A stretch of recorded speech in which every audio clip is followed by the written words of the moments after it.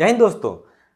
चेहरे की सच्चाई पर अब यकीन क्या करना, लोग तो अब मुस्कुराकर भी झूठ बोलते हैं। और सबसे बड़ा झूठ ये है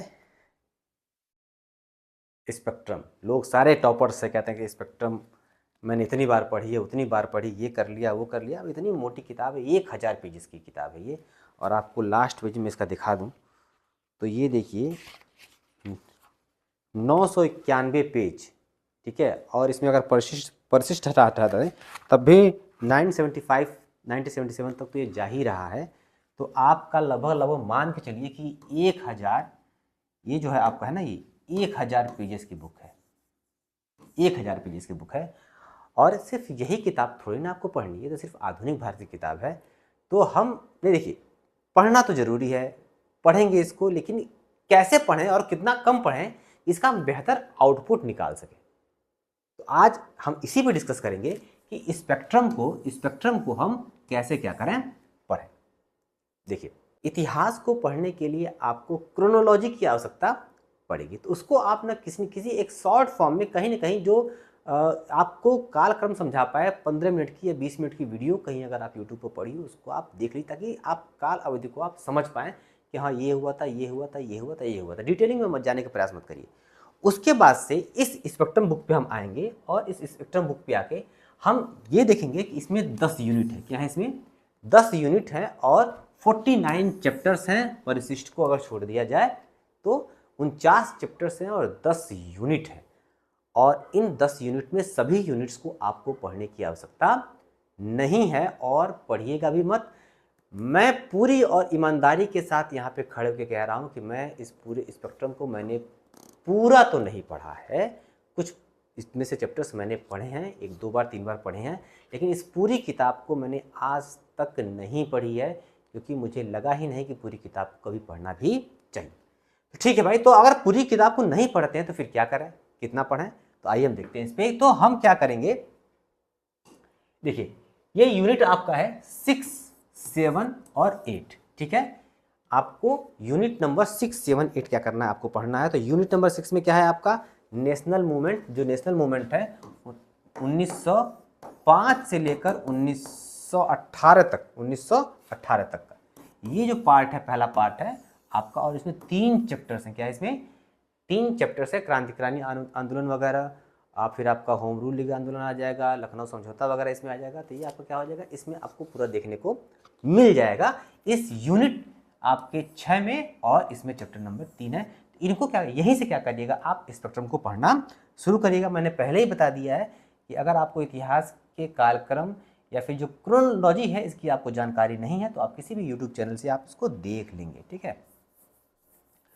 और इसके बाद जो 7वां यूनिट है ये बहुत इंपॉर्टेंट है, इसको तो आपको पढ़ना ही पढ़ना है। जो 7वां यूनिट है ना, इसको तो आपको पढ़ना है क्योंकि इसमें क्या होता है, गांधी का उदय यानी गांधी युग क्या होता है इसी में आपको देखने को मिलेगा। और उसमें 2 बहुत बड़े आंदोलन जो आपके क्या कहते हैं, असहयोग आंदोलन, असहयोग आंदोलन, और क्या आपको मिल जाएगा, सविनय अवज्ञा आंदोलन क्या होंगे इसमें आपको देखने को मिलेंगे। और भी देखने को मिलेंगे, ये बड़े 2 चीज़ें चैप्टर्स आपको इसमें देखने को आपको मिलेंगे। तो चैप्टर नंबर जो 7 है, ठीक है, इमरजेंस ऑफ गांधी से शुरू होता है और आपका नॉन कोऑपरेशन खिलाफत है, ठीक है, स्वराज वाला जो है, फिर उसके बाद साइमन कमीशन है, नेहरू रिपोर्ट है, और उसके बाद सिविल डिसओबीडियंस यानी सविनय अवज्ञा आंदोलन और राउंड टेबल कॉन्फ्रेंस इसमें आपको देखने को मिलेंगे। और भी कुछ चीज़ें हैं, खासकर प्रोविंसेस वगैरह की हैं, तो इसमें आप देख सकते हैं, ठीक है। अब देखिए इसमें आपको चैप्टर्स मिल जाएंगे। इसमें जो आपके चैप्टर्स हैं 7 में 15 से लेके आपको 21 तक है, ठीक है। तो 15, 16, 17, 18, 19, 20, 7 चैप्टर्स आपको यहाँ पे देखने को मिलेंगे, ठीक है। तो ये जो यूनिट है, यूनिट नंबर 7 है, इसको आपको जरूर पढ़ना है स्पेक्ट्रम से ही। और यूनिट नंबर जो 8 है, इसमें आपको मिल जाएगा भाई आज़ादी और विभाजन। ये बहुत इंपॉर्टेंट टॉपिक है, तो इसको भी आपको यहाँ से पढ़ना ही पड़ेगा। और इसमें जो 4 चैप्टर्स हैं, वो लास्ट के जो 4 चैप्टर्स हैं वो बहुत ही आपको इंपॉर्टेंट है। इसमें भारत छोड़ो आंदोलन बहुत ही जो इंपॉर्टेंट चैप्टर है, वो क्विट इंडिया मूवमेंट क्या होता है इसमें आपको देखने को मिलेगा, ठीक है। और सीधे सीधे हम आज़ादी तक क्या हो जाएंगे, यहाँ पे इंडिपेंडेंस विथ पार्टीशन तक पहुँच जाएंगे। और ये जो 3 यूनिट है ये तो मस्ट है, ये किसी भी हालत में आपको पढ़ना ही पढ़ना है। क्लियर हो गया।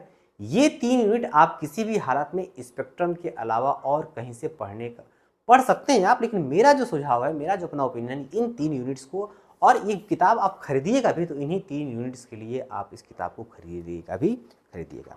बाकी अब क्या बच रहा है भाई, तो बाकी और जितने भी चैप्टर्स हैं आप इसका एक और आपका है 9।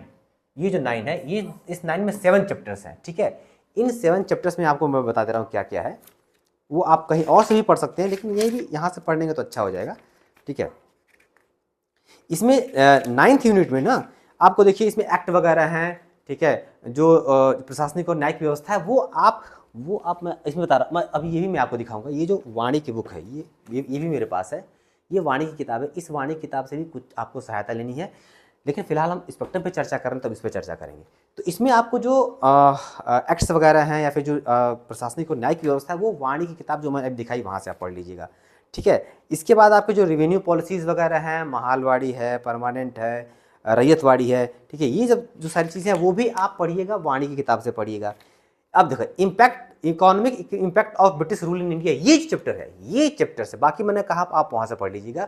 ये जो चैप्टर है आपको, जो इकोनॉमिक इम्पैक्ट वाला है, ये जो चैप्टर है आपको इस स्पेक्ट्रम से पढ़ना ही पढ़ना है। ये भी इंपॉर्टेंट आपको यहाँ पे देखने को मिल जाएगा। उसके बाद डेवलपमेंट ऑफ इंडियन प्रेस आप वाणी से पढ़ लीजिए, टेबलिंग दी हुई है, क्या क्या चीज़ें हैं वहाँ पे हैं, इसमें कुछ रट्टा मारने वाली चीज़ें, उसको वहाँ से रट्टा मार लीजिएगा। डेवलपमेंट ऑफ एजुकेशन है, वो भी क्या करिएगा, वाणी की किताब से रट्टा मार लीजिएगा, ठीक है। जो किसान आंदोलन है वो भी आप वाणी की किताब से रट्टा मार सकते हैं। और भी जो किताब मूवमेंट है, जो जनजातीय आंदोलन वगैरह है, जो आदिवासी आंदोलन वगैरह है, 1857 का जो रिवोल्ट है, वो जो इम्पोर्टेंट पार्ट है, यूरोपियों का जो आगमन है, ये सारी की सारी चीज़ें आप वाणी की किताब से पढ़ सकते हैं, क्योंकि उसमें बॉक्सेस बना के दिया हुआ है, उसमें टेबलिंग बना के दी हुई है, उसमें पीछे जो ढेर सारे क्वेश्चंस दिए हुए हैं, उन क्वेश्चंस को आप पढ़ लेंगे तो वो चीज़ें क्या हो जाएंगी, इस वाणी की किताब से आसान हो जाएंगी। तो मेरे हिसाब से यूनिट नंबर 6, 7, 8 3 यूनिट और यूनिट नंबर 9 का आधा पार्ट, ठीक है। आप चाहें तो जो रेवेन्यू सिस्टम है और इम्पैक्ट ऑफ इकोनॉमिक जो व्यवस्था चीज़ें, जो भारतीय अर्थव्यवस्था पर ब्रिटिश जो उसका जो शासन है, उसका प्रभाव जो है, वो चैप्टर जो है आप यहाँ से क्या कर सकते हैं, पढ़ सकते हैं। बाकी के लिए वाणी की किताब है, इसमें ये भी देखिए मोटी किताब है, तो इसमें सब नहीं पढ़ना है। इसमें जो चीज़ें मैंने बताई हैं कि जो प्रेस है, चाहे जो रेलवे का विकास है, जो एजुकेशन का विकास है, जनजातीय आंदोलन, आदिवासी आंदोलन, किसान आंदोलन, इसमें टेबलिंग बना के दिया हुआ है। तो वो टेबल जो चीज़ें हैं वो आप बैठ के रट्टा मार लीजिए, आपको नोट्स बनाने की आवश्यकता नहीं पड़ेगी। आप क्या करेंगे, बना बनाया नोट्स है, बना बनाया टेबल है, और बने बनाए क्वेश्चंस आपके लास्ट में दिए हुए हैं, बॉक्सेस बना के दिए हुए हैं, आप वाणी की किताब से पढ़ सकते हैं। तो मैक्सिमम आप अगर पढ़ना चाहते हैं तो 3 से 4 यूनिट आप स्पेक्ट्रम की किताब से पढ़ सकते हैं, और इस चीज़ को आप बार बार पढ़िए, क्योंकि यही वो भाग है जहाँ से आपको मेंस में जो चीज़ें वो देखने को मिल सकती हैं। अब आप कहेंगे सर जो चीज़ें हैं, जैसे मान लीजिए मैसूर का साम्राज्य हो जाएगा, जो आपका जो बंगाल के जो नवाब वगैरह से हैं, वो जो शुरुआती चीज़ें हैं वो आप कहाँ से पढ़ें। मान लीजिए प्रीलिम तो यहाँ से हो जाएगा, मेंस आप कहाँ से कवर करेंगे। तो उसके लिए मैं बता दूँ, आप मणिकांत सर का नोट्स मिलेगा, बना बनाया नोट्स, क्लास नोट्स मिलते हैं, या फिर जो प्रिंटेड नोट्स हैं वो आप ले लीजिएगा, या फिर अखिल मूर्ति सर की किताब आती है, उस किताब के जो शुरुआती भाग है वहाँ से आप मेंस के लिए पढ़ लीजिएगा, ठीक है। बाकी आपका सारा का सारा जो मेंस का पार्ट वाला भी है वो इन्हीं 3-4 यूनिट से क्या हो जाएगा, आपको मिल जाएगा। तो मैंने क्या कहा, आप थोड़ा सा ध्यान दीजिएगा कि 3 से 4 unit, minimum 3 unit, maximum 4 unit तो आपको स्पेक्ट्रम से पढ़ने ही पढ़ने हैं, आप कहीं भाग के जा नहीं सकते। बाकी और जो फैक्चुअल चीज़ें हैं, टेबलिंग और बॉक्सेस बनाकर वाणी की किताब में दे दिया है, वहाँ से आप पढ़ लीजिएगा। जो शुरुआती यूरोपियों का आगमन है, जो यहाँ पे जो क्षेत्रीय साम्राज्य वगैरह है, मैसूर का हो जाएगा, बंगाल का हो जाएगा, जो मराठे हो गए, उनके सवाल अब मेंस के लिए, प्री का तो इससे काम चल जाएगा वाणी से। अगर मेंस के लिए आप जाना चाहते हैं तो मैंने फिर बताया कि मणिकांत सर या फिर अखिल मूर्ति सर का जो किताबी नोट्स है, वहाँ से आप क्या कर सकते हैं, इसको पढ़ सकते हैं। तो यही बात है, 1000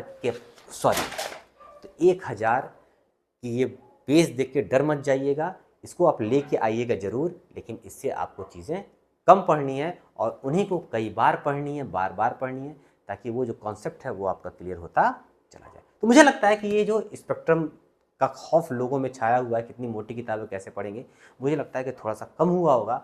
और आप यकीन मानिए, मैं पूरी ईमानदारी से दिल की बात, इतनी सच्ची वाली बात कोई बताएगा नहीं कि मैं भी इस पूरी किताब को आज तक नहीं पढ़ा हूँ। जो मैंने अभी यूनिट्स बताया, जो नेशनल मूवमेंट बताया, जो इंडिया और पार्टीशन का चीज़ बताया, ये चीज़ें मैंने यहाँ से पढ़ी हुई हैं और कई बार मैंने पढ़ी हुई हैं, 2 बार 3 बार 4 बार, तो ये पढ़ी हुई हैं। तो इससे चीज़ें थोड़ी सी मेरी आसान हो गई हैं। बाकी मैंने वाणी से, घटना चक्र से, और जहाँ से जहाँ हो सकता मैंने क्वेश्चन सॉल्व करके, अखिल मूर्ति सर की बात जो मैंने पढ़ा है वो बताया है, जो मणिकांत सर के नोट्स से मैंने कुछ पढ़ा है वो आपको मैंने बताया है। तो इन सब चीज़ों से क्या हुआ है, मेरी जो हिस्ट्री की राह हुई है थोड़ी सी आसान हुई है। और मैं आपको बता दूं, हिस्ट्री मेरा ऑप्शनल सब्जेक्ट रहा है यूपीएससी में भी, हालांकि मैं यूपीएससी अब दे नहीं रहा हूं, और पीसीएस में भी जब तक ऑप्शनल सब्जेक्ट था तब तक मैंने इतिहास विषय पढ़ा है। ठीक है, यानी ऑप्शनल होने के बावजूद भी मैंने इसको नहीं पढ़ा है पूरा। अब इतनी सच्ची बात भला कोई बताएगा? कोई नहीं बताएगा। तो आप यकीन मानिए, एक किताब लेके आइए, ये बुक लेके आइए, 3 या 4 यूनिट जो इसमें बचते हैं पढ़ने वाले वो पढ़िए। बाकी और किसी किताब से क्या करिएगा, इसको आप कवर अप कर लीजिएगा, क्योंकि आधुनिक भारत बहुत इंपॉर्टेंट सेगमेंट है और इस सेगमेंट को आप स्किप नहीं कर सकते। तो अगली बार के लिए इजाज़त दीजिए। किसी और किताब को लेकर भय होकर होगा, उसको कैसे पढ़ना है तो बताइएगा, उसको भी क्या करूँगा मैं यहाँ पे थोड़ा सा डिफाइन कर दूँगा। और ये वीडियो कितना आपको इंपॉर्टेंट लगता है, क्या जैसा मैं बता रहा हूँ वैसा, अगर कोई टॉपर्स भी अगर देख रहा है, कोई सेलेक्टेड भी मेरा वीडियो देख रहा है, तो क्या जो मैं बता रहा हूँ कि आपको लग रहा है कि ये हमारे जो न्यू कमर्स हैं, जो अभी नए नए तैयारी करने आ रहे हैं, क्या उनके लिए अच्छा होगा, ज़रूर कमेंट करके बताइएगा। जय हिंद, जय भारत।